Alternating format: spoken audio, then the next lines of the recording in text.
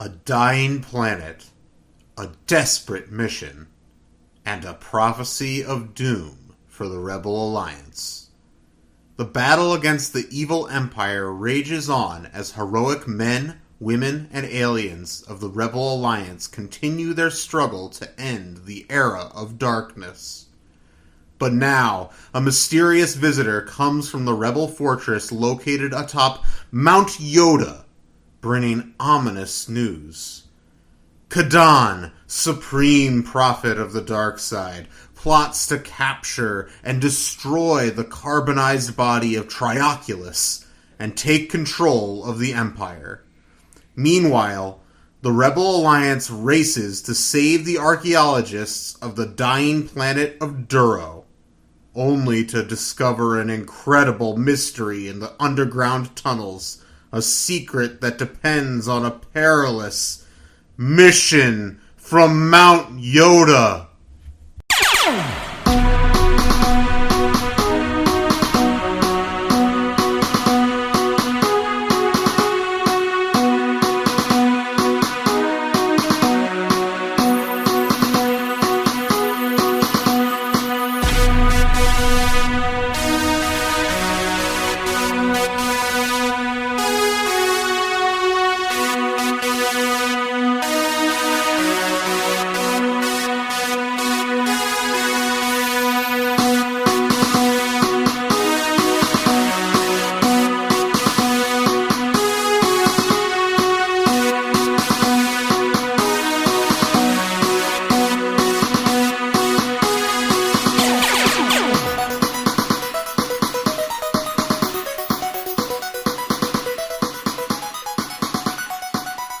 Hello, young patrons, and welcome to the Padawan Library Internet Podcast.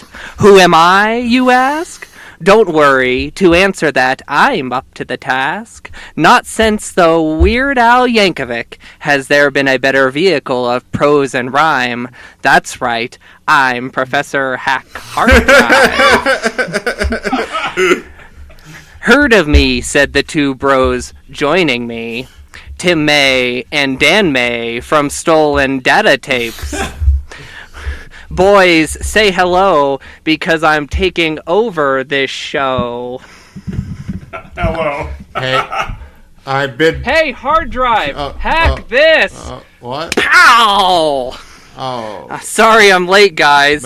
Professor Hack Hard Drives heard that we've been dissing his books. He tried to take over the show. Oh, my God. I have him bound and gagged currently on the floor. This is the biggest attempt you've ever had. I appreciate it. Why are you stepping on this? I like this sketch. Oh.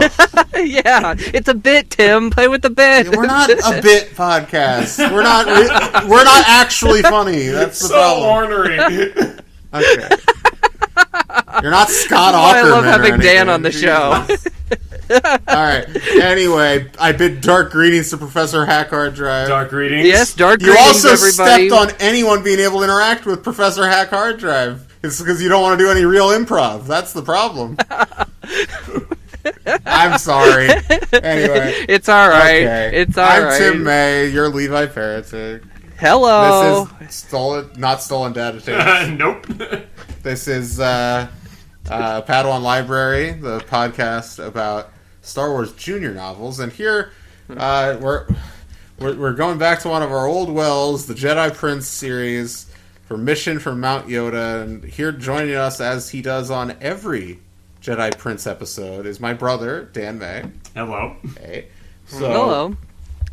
We should open with an apology for last week. I mean, listen, I released a little thing in the feed, so for our YouTube listeners, or viewers, I guess, technically, if they're just watching that static image for an hour and a half every week. That's what I do.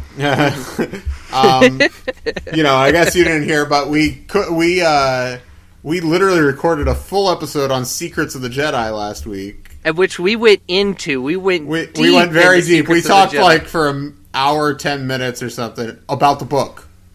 And when we were finished recording, we stopped. Yes. and we discovered that my audio was only a half hour long, so there was a full 40 minutes of my audio missing. And, of course, we were both exhausted from having gone so deep in the book, and we just tucked our tails behind our legs, and we were just like, we have to cancel. So I just don't have the energy. So if you're listening on the podcast feed, you probably heard last week I recorded a brief, 2-minute, apology already, but if you rely on us for every Friday, I'm sorry, but listen, we're very reliable. As far as, honestly, any podcast goes, but certainly any amateur podcast. So exactly. I feel okay about it. We missed a week. It is what it is. We missed a week. We went through the final rite of passage for any podcast, which is to have a lost episode. A lost episode, to record a full episode and to lose an episode. And I figured out what happened. Okay, good. So it's not going to happen again tonight. It's not going to happen again. Sometimes my computer, it'll dim the screen. It'll just go black. It'll shut the display off, but it was still recording. But I didn't realize it was set that after so long, it goes into sleep. Oh. So I think that's what happened. My computer went into sleep as we were recording, and I just didn't check it for way too long. So That's the sadness. But on that episode, we announced our schedule, our summer schedule. Yes. And we need to do that again. It's slightly modified because...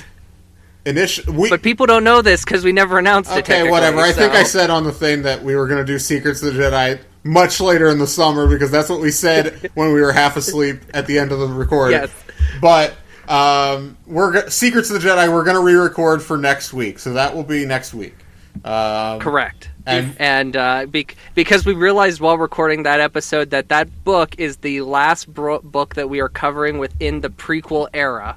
So It's going to be, we got to make it a big send-off for that. But we just didn't want to record it again. I feel like I wanted to forget a lot of what I said so that it didn't feel rote, like I was trying to remember everything exactly as we did it. So we're going to record that again next week. And I have a suggestion if anything like that ever happens again. I suggested this to Tim when we were talking about it, but he rightly decided that this was a bad time to do it because that's an important book for you guys. But you should, next time, if this ever happens again, just post the episode as is and then make the listeners play a game. What did Levi say? Yeah.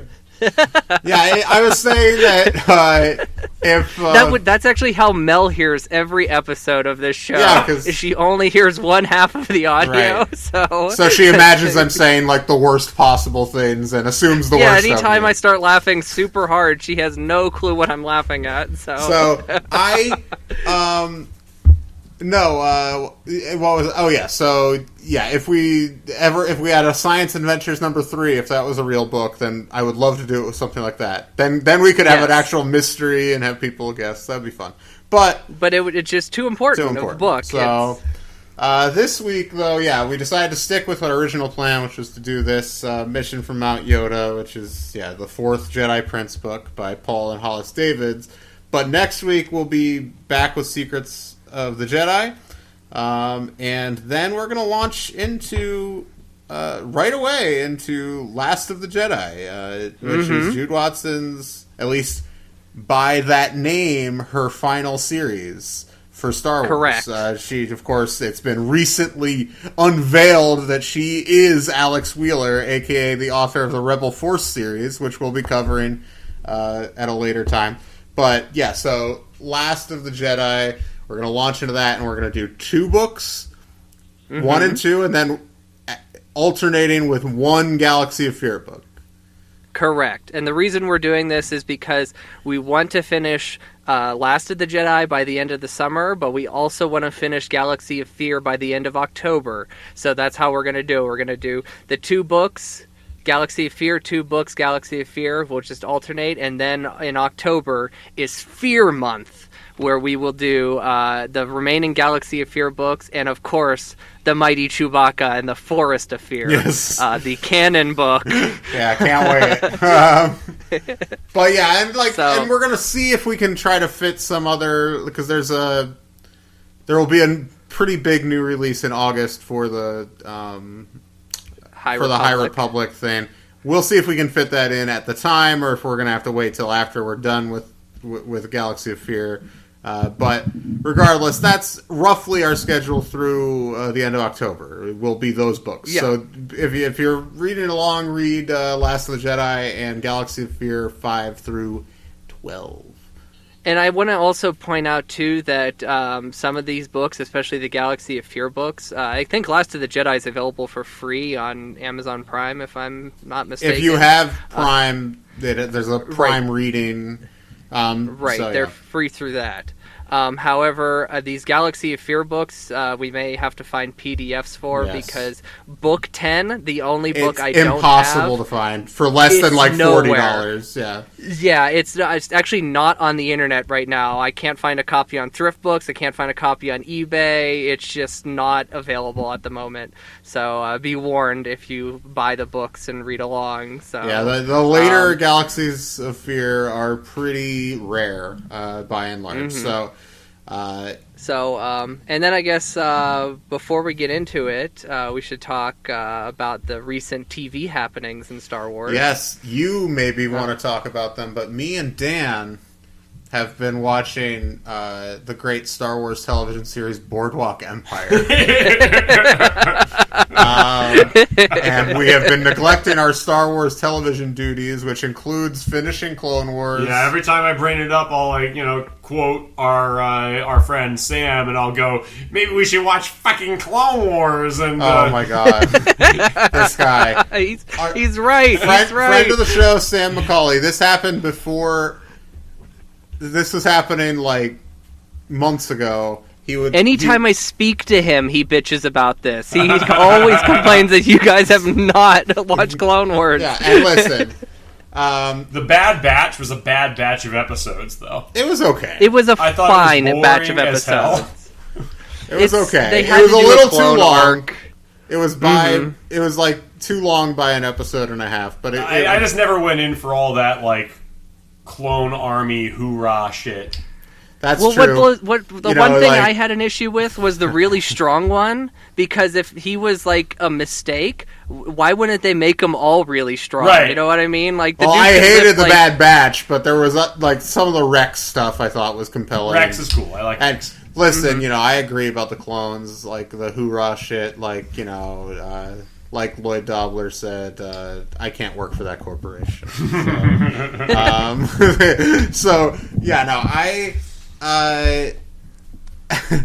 and then the other, the Jedi Temple Challenge, is that what it's called? Well, actually, I realized Dan hasn't been on the show since Mando. Mando had just that's started true. when he was last on the show. So, do you want to talk about Mando at all? I mean, you guys you covered it pretty extensively. I listened to when you guys talked about it. I loved the show. It's fantastic. without a doubt the best new canon shit. No contest, Rebels being the only other possible contender. And it stands, head and shoulders and torso and genitals and knees above any of the new Star Wars movies.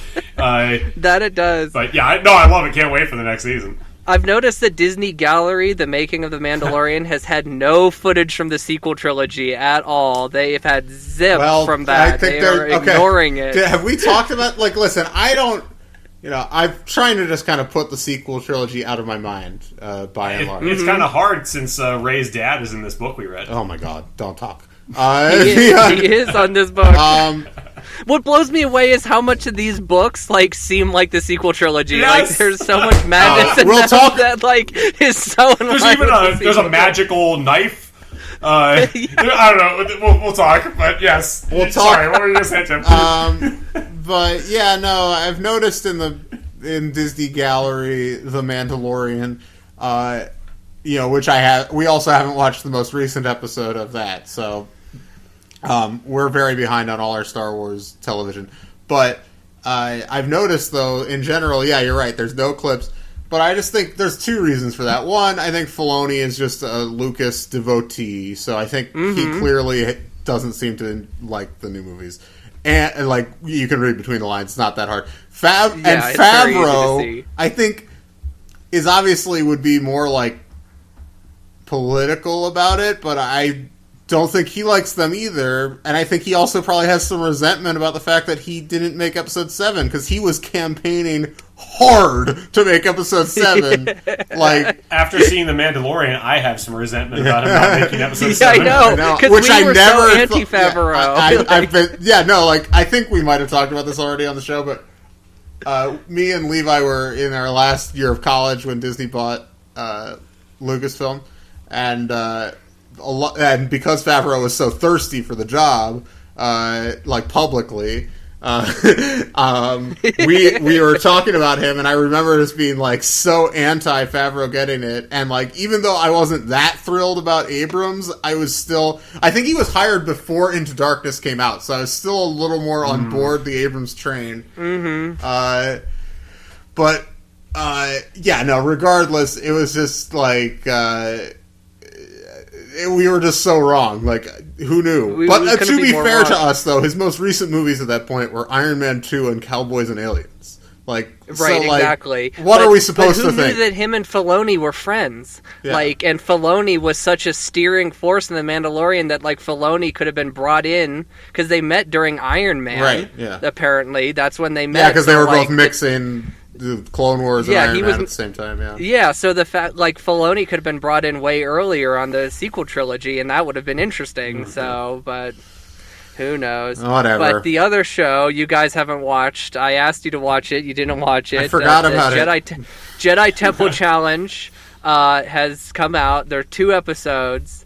I have some feelings on it. I'm not going to talk about it now, but I will reveal one big thing that surprised me. Frank Oz is involved. Well, I knew you look on your face. I'm surprised, but also it makes me remember Frank Oz and Ahmed Best are like friends. Like, I didn't know that. Yeah, like, I mean, it's not surprising they've met each other, but I know, like, Ahmed Best is working on like a one-man show, and Frank Oz is producing it.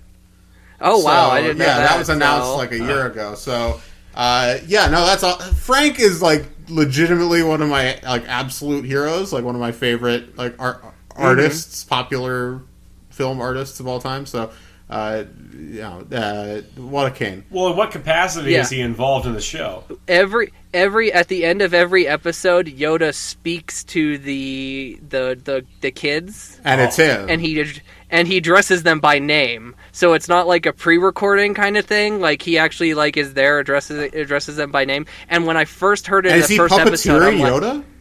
No, Yoda appears only in voice. Okay. He doesn't actually show up. That would be incredible if he showed up. Like, but the first episode, you hear his voice, and I'm like, that sounds too good for Tom Kane. There's no way that's Kane. So I went through the credits, and boom, Frank Oz, and it just blew me away. When Frank Oz shows up as Yoda in Rebels, it was mind blowing. Because, like, the difference right? is so crazy, and, like, no shots at Tom Kane. Shots at Tom Kane. I mean, Tom Kane's fine, he does fine. He just sounds like any person's Yoda impression. I agree. I was just about to say that. But, I get that they, couldn't get Frank for the whole thing. But yeah, listen, that gets me pretty excited. I'll watch it and we'll talk about it at length next week. Yeah, because there's the dark side element to it that I find very funny. Like, there's like, especially in the second episode, it's very, very funny, and that got me. They need to change up the challenges. That's the problem. The first and second episode are identical in terms of like what the kids have to do, and like they need to change it, or else this like the whole premise is going to get real stale. Legends of the Hidden Temple was like that too. I don't know if you guys remember. Oh, I know Tim watched it. Legends of the Hidden Temple, though, had multiple rooms. They didn't always go into the various rooms, at the end. And so far, the final Jedi Temple challenge has been identical. The tasks they've had to do have been the same each time.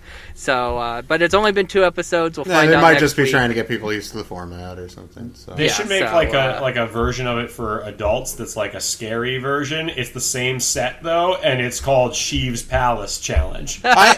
Speaking of this sort of thing, I saw this thing that is like, that was for like that Red Nose Day charity. Okay. Mm-hmm, that NBC thing, right? Which is for like childhood poverty or something like that. Mm-hmm. And it's a big fundraiser. And they did this thing that should become a show. It was called Celebrity Escape Room, but it was hosted by Jack Black as like an evil like mansion, like a guy at a mansion, like a Vincent Price type character. And like, I mean, he's playing himself, but like in that guise, and like he's just like mocking people as they try to. It's just like typical escape room bullshit, but like and it was like Ben Stiller and like celebrities in this one, but like they should just make that into a real game show because he is so funny. He's just like going off on people every second. Like it's actually very funny. You can't find it anywhere on the internet, unfortunately. So. It's not on Hulu. Wow. You'd think they would have put it on. Well, just like in Jedi Temple Challenge, what's his name? Sam, the guy who voices Darth Maul. Sam Witwer. Yeah, he is the voice of the dark side in the show. The dark side. You hear like they get tempted by the dark side, and you hear a voice, and he's the voice, and he just starts railing on the kids. It's really funny, and like trying to get them to turn to the dark side. So and the kids turn to the dark side. In the second episode, I'll spoil it. In the second episode, and I was so pumped. But the way they do it is like it causes ramifications. Like in the rest of the challenge, like you can take the easy way out, but it makes another challenge more difficult. Oh, okay, that's how they work. So if you turn to the dark side and you win. Does anything change about what happens? I don't know. Well, I don't know. I can't say anything. I don't know. Did it give you a free copy of The Fountainhead by Ayn Rand? Well, like I don't even know what the prize is because like at the whole goal at the end of the show is to get the Kyber crystal for your lightsaber. And then you complete your lightsaber and they give you a Jedi robe. So it's like, if you win the show, do you get to keep those items? That's what I'm kind of like, they don't say, because it's all treated in universe. Oh, that's great. So it's canon. Yeah, it's canon. And Ahmed Best has a name. He's Jedi Master something. I don't know. I hope he shows up in like a book or something, his character. Yeah, I agree. That would be so good. I agree. I love that he's playing a Jedi Master. That rules. A certain comic book character actually showed up in an episode. In episode 2, you'll see how it plays out. I won't spoil that at all. A Star Wars comic book character? A Marvel Star Wars comic book character. I know who it is, unfortunately. Oh, that's awesome. I like that. It's just a cameo. No shots at that character. I just hate that character is tainted the popular fans. Oh, like just like all they know. And I'm assuming it's Jackson. It's Jackson, the Green Rabbit. You know? Yeah, it is. It is. Yeah, I mean... And yeah, it is a shame that like that's all anyone remembers from those comics, but like that shit still is hilarious. Yeah, it is funny, but the Marvel Star Wars comics are better than most of the Star Wars shit that most of these fucking people like. I feel very that was a very bitter way to say that. I apologize. It's okay. It's okay. When we after this show is complete and then we open the Padawan comic shop, we'll explore that. Padawan, you might want to go with a different thing just because the era is so different. We'll figure that out if we do that. You know, we're not committing to that, but that's been an idea we floated. Marvel Star Wars from the 70s. Dee Dee's comic shop. We go full on Dee Dee Yoda, who would have nothing to do with the series. The only silly game show I've watched recently is I watched the first episode of that Rob Lowe game show, Mental Samurai. Have you heard of this? No, I have not. It is. There's a Rob Lowe game show. He hosts it. He's the host. I saw you opening up your tablet before we started recording, and it looked like you had queued up a Rob Lowe podcast, like named after him or something. No. Oh, okay. I don't know. The Lowe Post. That's a basketball podcast with Zach Lowe, the NBA writer. Okay. That explains it. I was like, wait a minute. That makes sense with the character. There we with go. The character. It's true. One of the best, probably the best basketball podcast, the Low Post. Anyway, Rob Lowe game show. Rob Lowe game show, Mental Samurai. This show is very stupid. It is basically like you're put in like a harness that's like spins you around a bunch, and you have to answer 12 questions perfectly, like from 12 different towers. Like I have seen it's this. actually 4 towers of knowledge is what they call them, or some shit, which is very funny. And like it does seem like actually hard, even though the questions are all easy. But because like people are getting like jerked around and their like they're all lightheaded and shit the whole time. But like anytime Rob Lowe is just like a mental samurai, I'm like, what exactly, Mr. Lowe, is a mental samurai? Ask him. Being a samurai was partially an intellectual pursuit. I know. It's like, whatever. It's so stupid. But it's like the exact kind of trash that I like. I didn't watch any more because I didn't need to, but like watching one episode was worth it. It's worth checking out. It's on Hulu, everybody.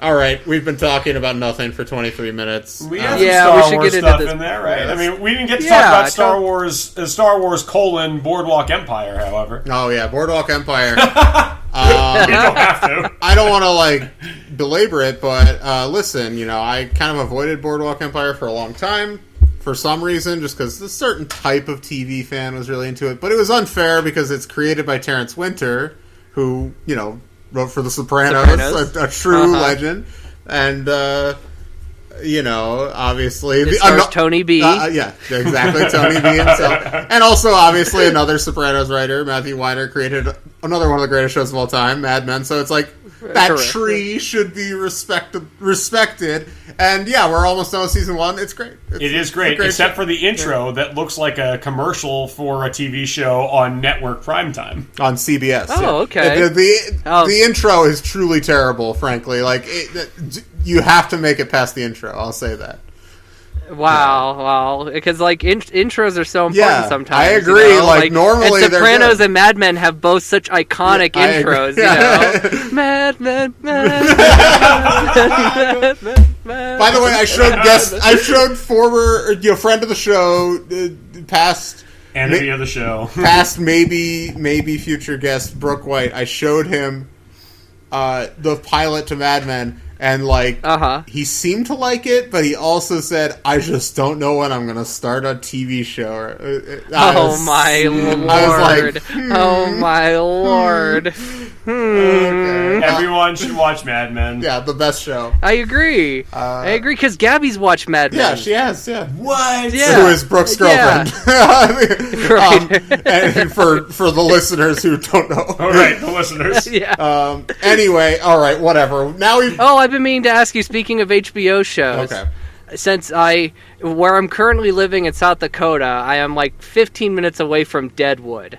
Have either of you watched Deadwood? No. Is Deadwood good? It's supposed to be a masterpiece. I have not watched it. Okay, all right. I've considered watching it just because of my proximity to the actual location. Town. Yeah. The actual town. Yeah, that's interesting. It's supposed to be great. I think maybe after Boardwalk I'll get to it. I still need to get to The Wire too. So like I gotta just work my way through all the HBO dramas. Up to a point. There's some that I don't need to watch, but Nucky Thompson would make a great Star Wars character. Oh, who's Steve Buscemi in the show? He's very fun. Are there any Star Wars connections amongst the cast? Not that I'm aware of. Oh, Bobby Cannavale, who has not shown up yet, but he's on the show later. Okay. His son was in probably the worst episode of The Mandalorian. But yeah. Anyway, all right. Now we've been talking about nothing for almost 27 minutes. So, yep. When we come back, we will talk Mission from Mount Yoda. I keep almost saying Mission to Mount Yoda. No, it's Mission from, but not at all involving Mount Yoda. Yeah, Mount Yoda is not important at all in this story. We'll talk all about that when we get back. All right. So stay tuned, everybody. All right. Welcome back to Padawan Library. I'm Tim May, here as always with Levi Peretic and our special guest this week, Dan May. Dark greetings. Dark greetings, yes. Dark greetings, everybody. We bid everyone dark greetings. And this week, back to Jedi Prince. There are 2 more after this. Oh no! There are. The next one has Hologram Fun World. That it does. I'm very excited to go back. All right. So, Mission from Mount Yoda. Now, the last book was Zorba the Hutt's Revenge. We covered that a few months ago. I don't know. Time doesn't exist. But I remember that one. This seems to be on a weird pattern for me, I'll say. Okay. The first book was so funny. I had such a good time. The second book, I remember almost nothing about, and I remember just being kind of bored. That was the introduction of Ken. Yes. Yeah, I agree. I don't remember the that one. third book, delightful. Lando losing that bet and that illustration has given me so much joy this year. I'm not joking. It's been one of the happiest moments of my 2020. So, props to Low bar to clear. Yeah, sure. But props to Carl Kessel, right, 25 years ago for that. And I should point out here, we have an extra illustrator in this book. Yes, I noticed this. She is, what's her name again? June Brigman. So June Brigman, I just want to say, because you might not know you might not understand the nomenclature here because you don't read comics. But it says here, of course, interior pencils by June Brigman, finished interior art by Carl Kessel. So Carl Kessel was essentially probably inking her pencils. I'm not sure. There's a lot to get into with some of the illustrations, actually. Yeah, because there's two illustrations that have interesting elements to them. The one being Yoda, and the one is a character's death. Oh yes, because there's like pencil. It looks like pencil. Like Carl Kessel didn't bother to ink the bottom corner of the illustration. So yeah, no, that's just like pure unadulterated June right there. Yeah, exactly. So props to June.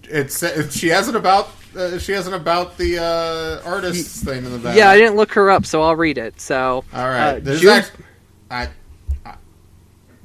shouts to June. I'll say shouts to June. All right. She was born in 1960 in Atlanta, Georgia, and has been drawing since she was old enough to hold a pencil. She studied art at the University of Georgia and Georgia State University, but her illustrations were based on real-life observation and skills that she developed over a summer as a pastel portrait artist at Six Flags over Georgia Amusement Park. When she was only 16 when she had that job. At 20, she discovered comic books at a comic convention. By the time she was 22, she got her first job working for Marvel Comics, where she created the Power Pack series. That's actually pretty big. A devout horse enthusiast and Bruce Springsteen fan. Shouts to June. Yes. The ties that bind. And she lives and works in White Plains, New York. So that's shouts to White Plains. So she created Power Pack. That's actually those are some pretty notable new characters in the 80s. Not characters I have a lot of familiarity with, so it's not like I can expound at length. But they've been the basis for many different ongoing series over the years. They'll show up in Phase 5 of the Marvel Cinematic Universe. So probably they'll be our next Guardians of the Galaxy. So all right. Well, yeah. So that's the only new addition here. Okay, so... But this book is really underwhelming, is kind of what you were getting at before we went on the illustrator tangent. Because, listen, this book... Yes, because I was saying, it's almost like an alternating situation, like the popular perception of the Star Trek movies, even though all 6 original cast Star Trek movies are good.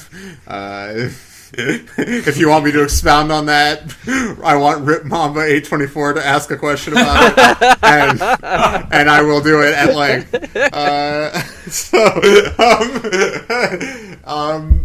Anyway, I liked nothing about this book. Dan, what did you think? Yeah. I thought we did thoughts at the end, but okay. That's what's happened in every other episode I've listened to, but sure. I thought this one was... I thought this was the best one, and therefore the worst one. To explain what I mean by that, it is still bad, very bad, but, it's not bad enough to have any of the funny shit that all the other books have. Right. There's a level of there's some humor to the story, but just not enough. It tries just too hard. It just rises above the threshold of the utter schlock of the previous books, where you could tell that like Professor Hack Hard Drive and his wife didn't give a flying fuck. Like it looks like they're actually trying here, but not hard enough for it to actually be good. Right. Yes. The funniest part, in my opinion, is the fact that like Luke seems to have no interest in training Ken as a Jedi, and that he is just like he's trying to like pawn Ken. He's sending Ken to school. So Well, the school is pretty funny on its own. Dagobah Tech. Dagobah Tech. Let's get into it. So, this book picks up, I guess, kind of where the last one left off. Frankly, I don't really remember that well where the last one left off. Well, Sky House. the biggest thing is Trioculus is frozen in carbonite. Right. That's truly the big biggest one. thing. So, basically, yeah. So, Kadan, if you remember, the Supreme Prophet of the Dark Side, who we all know, he he went out to out. What am I talking about? He goes to the Chamber of Dark Visions. Yes, and the Chamber of Dark Visions, and he delivers a new prophecy to like High Prophet Jedgar, classic name, one of my favorite names, Jedgar. Jedgar. Yeah, and the prophecy. This is worth reading. Yeah. Oh, Professor Hack Hard Drive teaches poetry. There's a passage where he explains what a quatrain is. Yeah, I wanted to read this. Okay. Yeah. Go ahead. Sorry. All right. It's page 3. Yeah, no, I know. Kadan cleared his throat and began to speak. As always, when he prophesied, Kadan spoke in short verses that didn't rhyme. Verses called quatrains, each exactly 4 lines long. Now, Dan is an English teacher, and he can explain to you what they get right and wrong about quatrains in this definition. I think that I don't necessarily think that I don't think they actually got anything wrong. I think that it's a problem with the way that sentence is structured that you just read. Yes. Because it makes it sound like a quatrain is a 4-line stanza of non-rhyming verse, which is not so. It's just a 4-line stanza. It absolutely can rhyme. Sonnets are composed of mostly quatrains. So it's deeply funny that Paul and Hollace, I don't know which one of them did this. They needed to indicate that the verses don't rhyme so that they didn't have to do the little bit of extra work to make the verses rhyme. So here's the prophecy. Tormented and frozen alive, the 3-eyed ruler commands no more. Never again shall he receive the dark blessing of the Supreme Prophet. Yeah. Mm-hmm. Great. Not a very regular pattern of meter. I mean, it's there, but it's not great. Eyes cannot behold the new ruler, for the ruler is the Dark One of ancient times. But from this day forth he speaks through me, and I shall speak his commands to you. Yep. Great. So basically, Supreme Ancient Prophet... relics of Duro shall you bring, to place at my feet and praise me. In this chamber I will then destroy all that is good in the Force. So yeah, that's like, I don't know. I do like the illustration of the Prophets of the Dark Side there on page 4. Super metal. That's pretty cool. Metal is the right word. It looks like a metal album metal is an cover. ongoing theme because the Trioculus frozen to carbonite always seems super metal to me too. Like, Agreed. When the dragon pack, perched upon Yoda's stony back, receives a visitor pierced by gold, then come the last days of the Rebel Alliance. And there's rhyme in this one. I know. But only only for the first 2 lines. Couldn't find a rhyme for gold. The rhyme scheme is A B C. Oh, brother. So basically, Kadan, he assumes the power of the Emperor. Meanwhile, we go back to Jabba. Well, not Jabba, Zorba. I apologize. And Zorba, he's sleeping, and he has a dream. And in this dream, he dreams of Jabba's palace that he inherited from his son, and the Ratnants are tearing the place apart. But then there's a time shift in the dream, and the palace has become a prison where all of the most wretched scum and villainy from around the galaxy are thrown in to be imprisoned. And there's a line a mile long to the Sarlacc where they're doing executions, and every time Zorba throws one of those death roll inmates in, he gets money for hosting them. So Zorba wakes up from this dream, and he's just like, money. I must go to Tatooine immediately. And he's like, the Cloud City security guys, you can take care of the place while I'm gone. And so he leaves. And at that point, never be seen again in this book. Never seen it again. And then the Empire shows up with Hissa, Grand Moff Hissa, and they bribe the Cloud City guards, and they steal back Trioculus, frozen in carbonite, who has been hanging in the Museum of Art in Cloud City. And I just watched that episode of King of the Hill where Hank's. Where Hank's insides, like... Yes, I just watched that episode, too! And, that just made me think of that, because I literally just watched that episode. And then at the end of the episode, where he takes the photo down... His insides, by the way, for listeners... his insides are a picture, like, from his doctor of his, like, gastrointestinal system is hung up in an art museum next to, like, a starving Indian child. It's starving Indian child, and then colon full of beef is... Yes. And this is the episode where Bobby gets gout because he's eating at, like, a New York-style deli in the mall. He keeps eating chicken livers. Oh.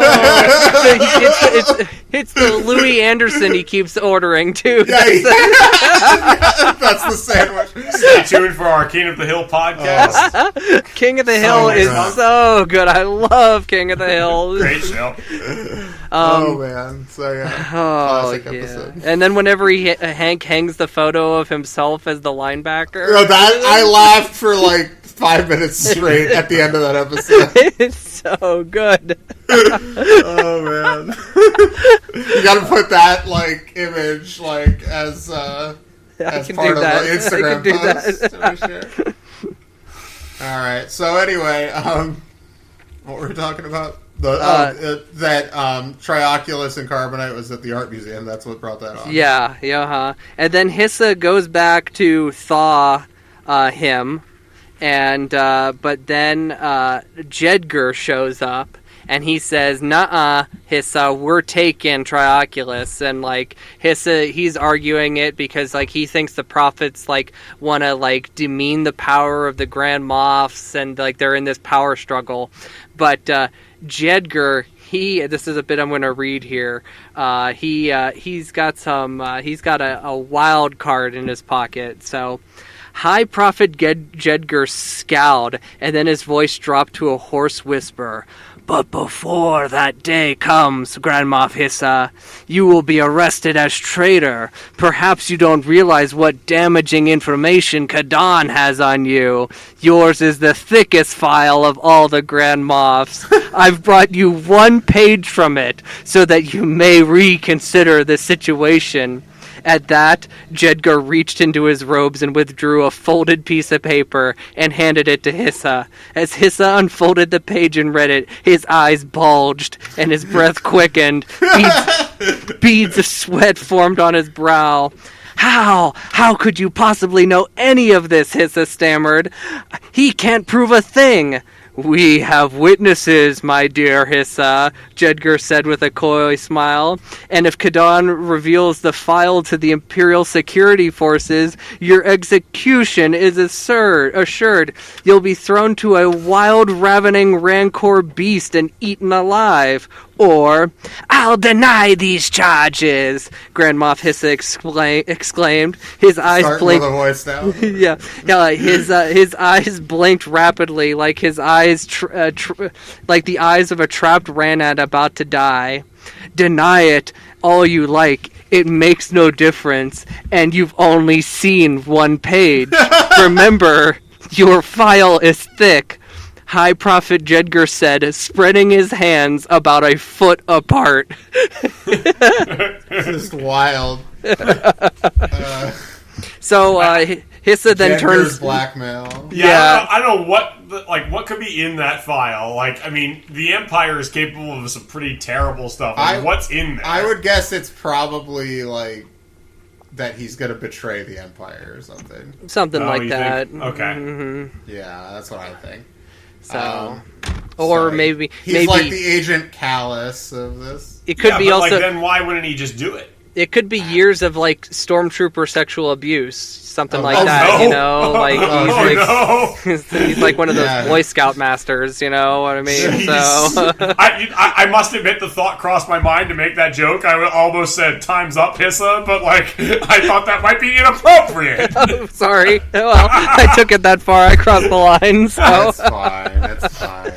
All right. That would be the one thing to get you executed, I feel like, if enough stormtroopers came forward and said, yeah, but the like, stormtroopers, they don't care about the stormtroopers, though. I don't know. I think that would be covered up in the Empire, frankly.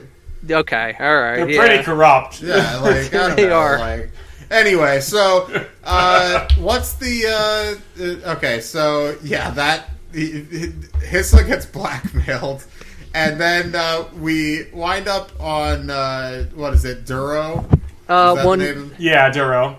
Well, hang on. You're skipping ahead because we start on planet Z-Trop, where Z-Trop. Han, Luke, Leia, and Ken and the droids are on a quick holiday, and we reveal that Han might be getting cold feet about proposing to Leia. He's not sure of it now, so that's the only thing that happens on Z-Trop. Then we go to they go to Dagobah, to Mount Yoda, where there is the base of Drapak, which stands for, it's the definitions on page 12, that stands for, DRAPAC is short for Defense Research and Planetary Assistance Center, and that is, of course, the center of SPIN, the Senate Planetary Intelligence Network, and there is also the site of Dagobah Tech, the school that Ken is going to be attending. This shit is nuts. Like, these books are supposed to take place very soon after Return of the Jedi. So not only has the Rebel Alliance, or the New Republic at this point, established a base on Dagobah, a shitty swamp planet, slimy, mudhole, my home this is, but they also have set up a tech school that 12-year-olds can attend. Yes.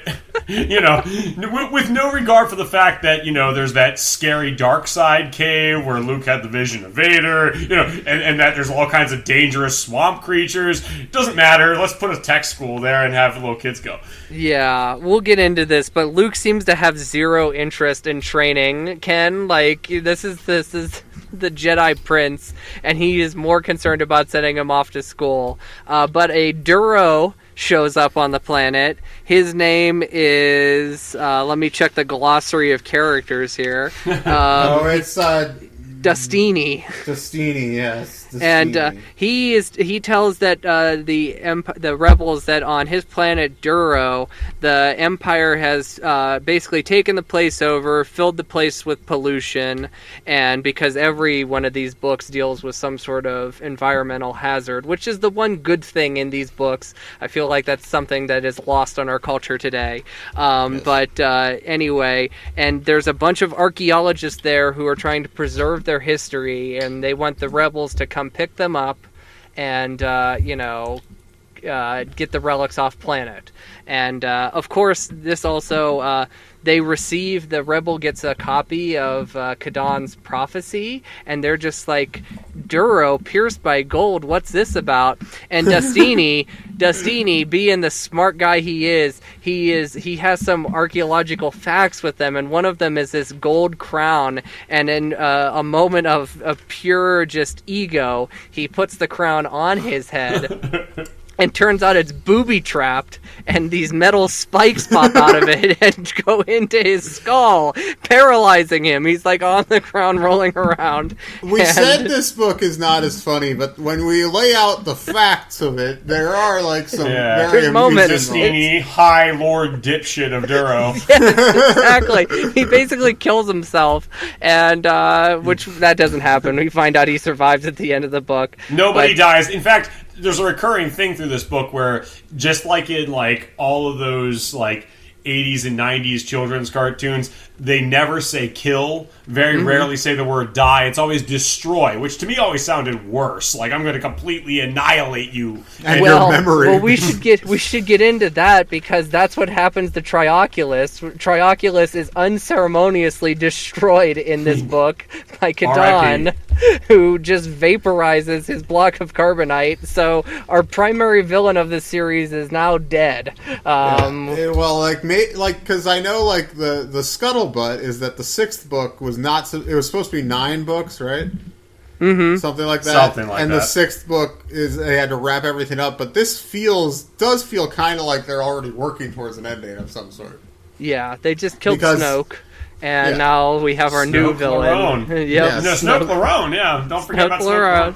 These, as far as I'm concerned, these books are in the same continuity as the new trilogy. They are the same. I think Abrams read them, and he said, I'm going to base... I don't want to deal with all this other expanded universe stuff, but these 6 books, I'm going to base it on this. He loves them. Well, that's why Luke has no interest in training new Jedi here. That's why Luke was like, Ken, go to school. So what happens is Luke, Han, Leia, Chewie, and the droids, they're going to go to Duro, save the archaeologist. Ken has to stay behind, and Ken is not happy about this, but he is willing to do this. And the morning of his first day of school, he, of course, goes... he wants to go say goodbye to them before he has to attend class. So he goes looking in the Falcon. What can't page are we on here? This is on page 43. And he can't find them anywhere. And he's like, maybe they're in the cargo hold. So he goes in the cargo hold, and when he's in there, some cargo slips, damages the door panel, and the door is sealed shut. So Ken is trapped on the Falcon. They take off. They go to Duro. They find out the hyperdrive's not working. They open the cargo hold, and there's Ken. And there's a moment here where I would kill for Mark Hamill to do an audiobook of this, so I could hear him read these lines. And it starts here. "Way to go, Luke," Ken shouted. "You saved my life."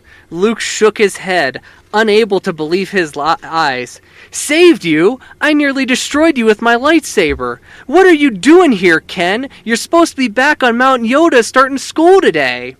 "I'm sorry, Luke. It was an accident." "Some accident," Luke snapped. "You hit aboard our ship so you wouldn't have to go to school. It's your first day, and you're already playing hooky." Classic. That's the most Uncle Owen shit I know. ever heard come out of his mouth. We all become our fathers. That's what Star Wars is all about. Because there's a part here where Luke mentions about being like not being able to go to the academy too. He like cries about that again. So. I thought that was interesting. This illustration too, it reminds me of the flashback in Last Jedi. I thought the same thing. I mean, listen, I'm a noted Last Jedi lover. And I actually don't have a problem with that moment, but it was just funny to me that, like, there's little, like, there are just things that recall these books all through those movies. I know. It's so weird. It is so baffling. And speaking of illustrations real quick, we should talk about the funny Yoda illustration on page 13. Oh my god. Oh my god, yeah. Because it looks like it's like just like kind of a... We both took a printmaking class. You remember that? Yeah. It looks like a print. It has a very dot matrix look to it, also too. Yes, that's probably more accurate. It has a very old like video game quality to it, and I mean, it's like it's not shaded the same way as the rest of the images. Yoda has a very funny smirk on his face, which is notable about it. So it's like we were saying, somebody Brooke I showed this to him, and he was just like, "Do you think George has ever seen that?" And I was like, "Yeah," because he looked at that and said, "That's how Yoda needs to look in Episode 1." We'll have a picture of this. The angle of it makes me think that it's very heavily referenced from like an image from Empire. Yeah, or Jedi maybe. It looks Yeah. closer, Jedi. Yeah. closer to the Jedi puppet, I think. But Yeah, so that's one of the first interesting little things about the illustrations there. And then I guess we can go and wrap this up at this point. So they go to Duro. There's this whole thing where it's revealed to Hissa by Jedgar that you remember Triclops, the true son of Sheev? Oh yes, we've imprisoned him all this time because he is insane. He is a threat to the Empire. But Triclops, for some strange reason, we keep him alive. We don't kill him. Triclops, you mean Rey's father? Yes, Rey's father, Triclops. And he has escaped from his prison on Duro. So that's a big thing. So they're looking for him. Meanwhile, Luke, Han, and Ken battle giant mutant beetles. They show up on the cover of this book. They quickly dispatch them in one page, and we never see the beetles again. Which, you know what? I appreciate it, because you know how much I hate beasties. Yeah. And I just can't do it. Actually, while you bring up the cover, I like that the cover has the Beatles. It features the Beatles. There's Trioculus in the top right. And in the top left is... Triclops in the top right. Trioculus is... Same thing. In the top left, frozen in carbonite, I guess. Except I feel like Drew Struzan didn't understand, because he didn't care about these books, that he was supposed to be frozen in a block of carbonite. And he just looked at one of the illustrations from inside and just kind of went off of that vaguely. And he kind of looks like... I don't know, like he's like made of skin or something. He looks like the face from The Mummy, 1999. The big sand face. Yeah. Stephen Summers represent. Oh. And then I also love on this cover that then there is an image of Han from A New Hope, because he has a stormtrooper belt on, and then just the iconic Luke image from Return of the Jedi on there. So, and then I also want to note too, because Luke, Han, and Ken run into Triclops, and he apparently wants to destroy the Empire. He has no interest in keeping them alive or destroying the universe. But he bears a striking similarity to Sting in David Lynch's Dune, in my opinion. Agreed. Yes. You know how I feel about Sting. Do I? I love Sting. Okay, I was about to say, I'm like, do you have something against Sting? No. Well, the Police are great, and I love the first Sting solo album. Okay, Dream of the Blue Turtles. Love that album. And I actually even there's a 93 record that has a song called Fields of Gold that I'm a huge fan of. Check it out. I'm writing it down. But yeah, his first solo album though, "Dream of the Blue Turtles," that's the one you should listen to. That has tons of great songs on it. Anyway, I don't know why we're talking about Sting. Because he's in this book. Who's playing that character in the new one? Do we know? I actually don't know. I'm excited for that new one because the Lynch one's wild. It's a wild, weird movie, so I'm interested to see how that movie turns out. Who's going to play Triclops in episode 10? Obviously, it should be a young Ian McDermott if it's a clone, so... Sure. Well, who's somebody that looks a lot like Sting? A young person. Yeah, I don't know. Maybe just get Sting. Why not? De-age. Yeah. Yep. There you go. We have the money. They have the money for that. So yeah, they definitely they get more money. I'm sure they have more money than the Irish. Why not an entirely CG Sting? Oh, voiced by Ian McDermott. There we go. Now you're talking. Have it both ways. All right. So, yeah. So then this book. Okay, I'll pick up. They find the Sorry, archaeologist. you took all the notes. We read this book, and we were like so beaten down by it. It's so... well, I usually only take notes when like something really funny happens, and nothing really funny happened in this book. That's what I do, except for that too. illustration you got open there. Yeah. So anyway, they find the archaeologist, and they're moving all of the archaeological facts out of the place. Something important happens for a future book, though, on page 74. And after lifting a crate onto one of the carts, Ken accidentally knocked over a small emerald box containing a collection of ancient rings. Han picked up the jewelry and put it back in the case. Dustangle, he's a Duro, he noticed a ring that Han had left behind. He reached down and picked it up. It's an ancient wedding ring, Dustangle had explained, handing it to Han. It belonged to a Carillion princess who was a friend of our Queen Rana. You're a Carillion who has come to save us, so from now on the ring shall belong to you. Please accept it as a sign of gratitude, and perhaps someday you'll give it to the one you love, and on that day you'll get married. Han blushed. Marriage isn't exactly in my plans at the moment, he explained, but, well, who knows? Han winked and then pocketed the ring thoughtfully. I love that Han winked. Han would not wink. No, without a doubt. Han has winked before. I have a problem with this moment. Okay, because, Han winks in the first movie. Yes, I know, but I don't think... I don't know. Well, Tim hates any time, like, a line from any of the movies shows up in a book, too, so, like, I can see him why it's he not hates that Han. he couldn't wink. I don't know. This moment just feels very false. That he's, like, blushing, and then he winks. Like, Well, if this was the set of Solo, then George would step in and be like, well, Han wouldn't do that. I'll show you how Han does it. And then he'd still walk onto the set and he would do it. And then, like, Alden would, do it the way George did it. So that's how this would play out if this was Solo. classic scene. I feel like he'd wink, he wouldn't blush. Yeah, That's the part that feels blushing weird. is the weird part about it. All right, so... Oh, and then, okay. Triclops shoots a beam out of the back of his head. And That's funny. That illustration is really funny. Because, in case you guys don't remember, the difference between Trioculus and Triclops is that Trioculus has a third eye in his forehead, but three-eyed Triclops has his eye in the back of his head. Yes. And he apparently it shoots like a tractor beam out of it or something, because... Yes.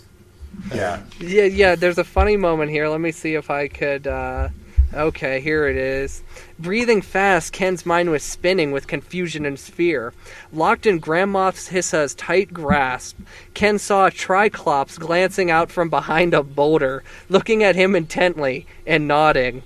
Triclops suddenly turned his head around and stared at Grand Moff Hissa with the eye in the back of his skull.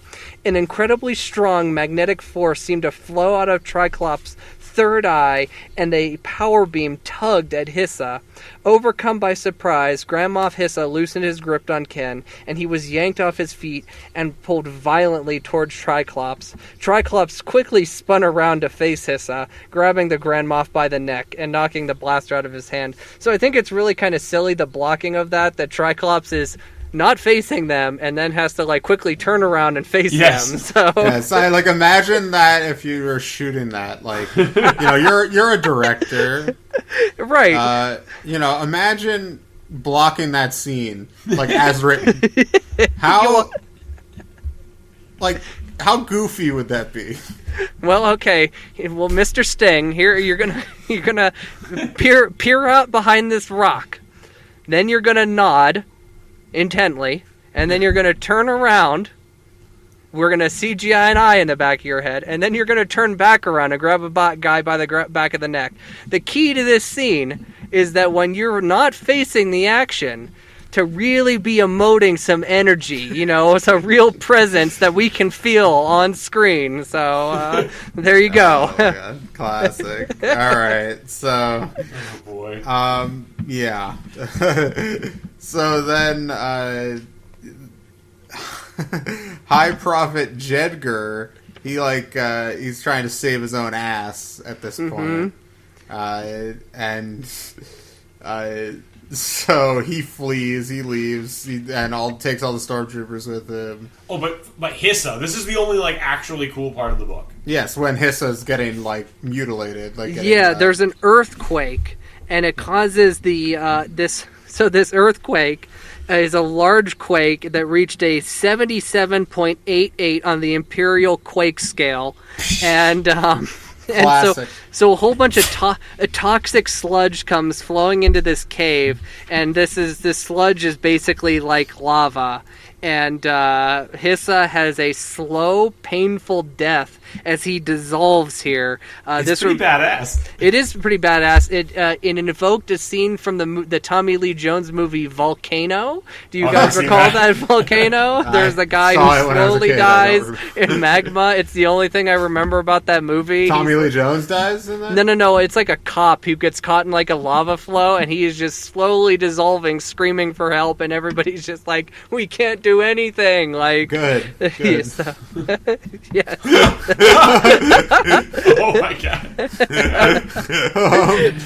Anyway. Now, if it was a first responder... I would be just like Tommy Lee Jones in another movie. I would be like, I don't care. Yeah. Oh, Tommy Lee Jones, legend. Love Tommy Lee. But this illustration requires some notoriety here, because this illustration obviously still has pencils in it. I feel like, we got, what was her name again? Meg? June Brigman. Yeah, shouts to June, sorry. But clearly, like, June's pencils of the magma, like, apparently Carl looked at that and was like, that's good. We can leave that. And it does lend it some... Yeah, I think that illustration's pretty cool. It is a pretty badass, because Hissa's like reaching for Jedgar. Jedgar's out, and then right behind Hissa's hand is Triclops. And then you got like Jedgar is like is leaving, and like it's this great like kind of just relief thing where it's like you only see it's just a black form with the star skin. It's actually pretty cool. I like it. Too bad these books aren't good. The illustrations are the coolest parts about this book. Yeah, the covers and the illustrations. Sometimes the illustrations get very goofy, but for the most part, they're very good. I mean, Carl Kessel is a fine craftsman in the comic book arts, and I think June is also. So, yeah. Anyway, so. They go back to Dagobah, our heroes. Right. And that's where they get to the Drapac building, which of course houses Dagobah tech. And this is how the book ends. So Triclops is being taken in to Drapac, and Ken shows up, and he notices the prisoner, and it says, Ken couldn't help but wonder why the Empire had decided to keep Triclops alive for all these years, especially since the Empire considered him to be such a threat. Could Triclops prove to be a threat to the Alliance as well? Were these really the last days of the Alliance, as in Kadan's recent prophecy? And in case you forgot, when the Dragon Pack, perched upon Yoda's stony back, receives a visitor pierced by gold, then comes the last days of the Rebel Alliance. We needed that repeated in full. A visitor had been pierced by gold, and now the son of the evil Emperor Palpatine was in their midst, claiming to be a pacifist who wanted to destroy his father's empire. It was all too troublesome for a boy of 12 to dwell on, especially when Leia distracted him by reaching over and mussing up his moppy brown hair. The most Leia does in this book. I know, Leia gets nothing in these books. Ken and Leia both grinned, breaking into wide smiles at the same instant. It was a good feeling, Ken thought, to be back with all of his friends from Spin, arguing about which Built to Spill album is better. There's nothing wrong with love, or perfect from now on. It's so hard to decide. Sorry. Sheltered at the mountaintop fortress on the planet that the wise Jedi Master Yoda once called home. It was a good feeling indeed. It is a good feeling indeed to debate Built to Spill albums. But, yeah. These books, This book I thought was very boring, but it was fun to talk about. It was. There's always little. I always look forward to these episodes because, we have something to talk about. Yeah, there's always little bits. Like, even if you read it and you think, like, there's nothing in this one, there are always little bits. You get these illustrations are very funny. I mean, Triclops is just inherently funny, and R.I.P. to Trioculus, though. I agree, and I think that's weird. Like, I wanted to see Trioculus and Triclops kind of have a real showdown. Same. And, that feels like a big missed opportunity. Do you think that, all those people behind, clone Palpatine in Rise of Skywalker, all those hooded figures, do you think those were the prophets of the dark side? That's what I think. It should be. It really should be. It is. They're not far off, I feel like. I haven't read the visual dictionary, but I'm sure it's, some bullshit like that. It's like... Yeah, we don't need to talk about. Well, speaking, not to segue about Rise of Skywalker, but did you show your brother that clip I sent you? Oh, the re-edited? Oh, yeah. No, but it was much better. There's a fan edit. A fan did this. The scene where Rey is, where Sheev says, "I am all the Sith. All the Sith live in me," or whatever, and she said, "I'm all the Jedi," or whatever. And, a fan just, cut in some, visible Force ghosts, and, it just makes the scene work better. Yeah, they put Force ghosts behind her, and it worked so perfectly. It made the scene, a million times better than it actually is in the movie, so it's worth a watch. I'll send you the link. Yeah, it was pretty cool. Anyway, these books, I thought that, like you said at the beginning, Dan, you said that it's the best and worst. I did think this book was more it was a little less endlessly circuitous than a lot of the books, although it still had those issues. And I just think it was vaguely more competent, but it was also less fun, I think. It's probably my least favorite of these, but there were still some funny bits, and I'm looking forward to the next one, which is Queen of the Empire. Get some hologram fun world in there. Lando's in it, apparently. Yes, and the creature from the Black Lagoon is in it, too. Yes. He sure is. I'm sure Drew's a fan. I got one last little thing that we was not touched upon here, and this is kind of important, I feel like, for a future book. And let me see if I can't find where it's at here. That involves Triclops. Okay, here we go. So this is when Ken and Triclops meet. They're talking here. Luke is talking to Triclops. He said, "I am a Jedi Knight," Luke replied. "We are with the Alliance." And this was Triclops. "Then you believe in the Force," the white-haired man said. "I once knew a woman who hang on, I was getting a phone call, that's why it's throwing me off. Decline. All right. "Then you believe in the Force," the white-haired man said. "I once knew a woman who lived by the ways of the Force. Her name was Kendalina, with bright gray eyes." I forgot about this. I'm sorry. The man paused, looking directly at Ken. He seemed as though he wanted to say something more, but decided not to. "What happened to Kendalina?" Ken asked. "When the Empire discovered Kendalina was a Jedi, they destroyed her. It was a horrible day burned into my memory forever, like these scars burned into my temples." So, Kendalina, Ken, Jedi Prince, Here's what I think. I think that when Triclops says that he knew a woman named Kendalina, he means in the biblical sense he knew her. Oh, and so Ken is, like Rey, Emperor Palpatine's grandson. That's exactly what I was thinking here, that there's a relation to Sheev. That's my grandson has come home! Oh no. Yes, right. Can't wait. This is so exciting. I agree. Anyway, yeah, these books, trash. But yeah, I'm excited for the next one. Queen of the Empire, it's coming. At some point we'll do that. I don't know. We're probably gonna try to time it so the podcast ends with the last book. Correct. Roughly, anyway. Right. We're probably ending with that book, the final book. The final book of this series? Or is it going to be your last episode? Not our Something like literal that. last episode. We'll probably have a big wrap-up episode, but we'll figure it out. We want to do Anyway, something big for the final book. I'll just say that. And Okay. And then yeah, also we've got some ideas. And not to spoil too much of our schedule, but we gave our summer schedule until the end of October. At the end of October, we are probably taking another hiatus.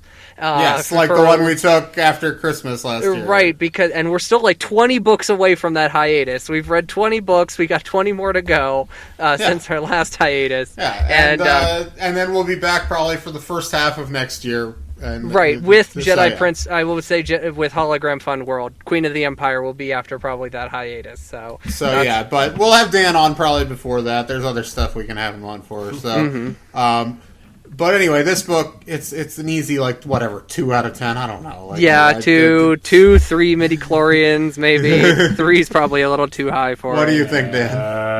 I'm going to go 1.78. Okay. Pitchfork style. Oh, you know what I'm going? I'm going 1.7788, just like that. The Richter scale, the Imperial Richter scale. What was Spin's graded system? I can't remember the magazine because we just used that Pitchfork style. Now I feel like it's being disrespectful to the late great Spin magazine. I don't know. I think they had a 10-point scale, but it wasn't where they had 0.5. I'll have to look. It might have been a great letter grade. I have a Spin record guide somewhere around here. Anyway, sorry. Move on. Something no one cares about. All right, well that's the book. If you do, make sure you send an email or a comment. If you want me to rank the Built to Spill albums, I'll do it if we get a request from a listener to do it. All right, that's it. We're done. All right. Well, Dan, it's always very nice to have you on. I always like it. I love having Dan on the show. I think we're gonna maybe we can have you on for one of the Galaxy. I would adore that. And if we do the High Republic thing, maybe it'd be fun to have you on for a new. Yeah, High Republic seems cool as hell. Mm-hmm. All right. Yeah, and that might be fun to have you on for something good. Or once in a while. even if it's not good. Something that we can talk about. That more Boba Fett Galaxy of Fear book was cool. Yeah, that's true. It was. But I'm looking forward to returning to that world, but in a few weeks. But next week, though, we'll be redoing our conversation on Secrets of the Jedi. You're going to hear all about how much these characters wanna fuck. They do. That was the one comment we got about not having an episode last week. Is the character was disappointed that he could not hear Tim talk about that. So,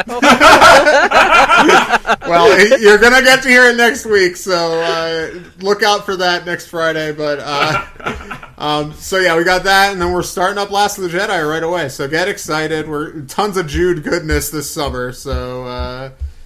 Yep. Anything else you wanted to say?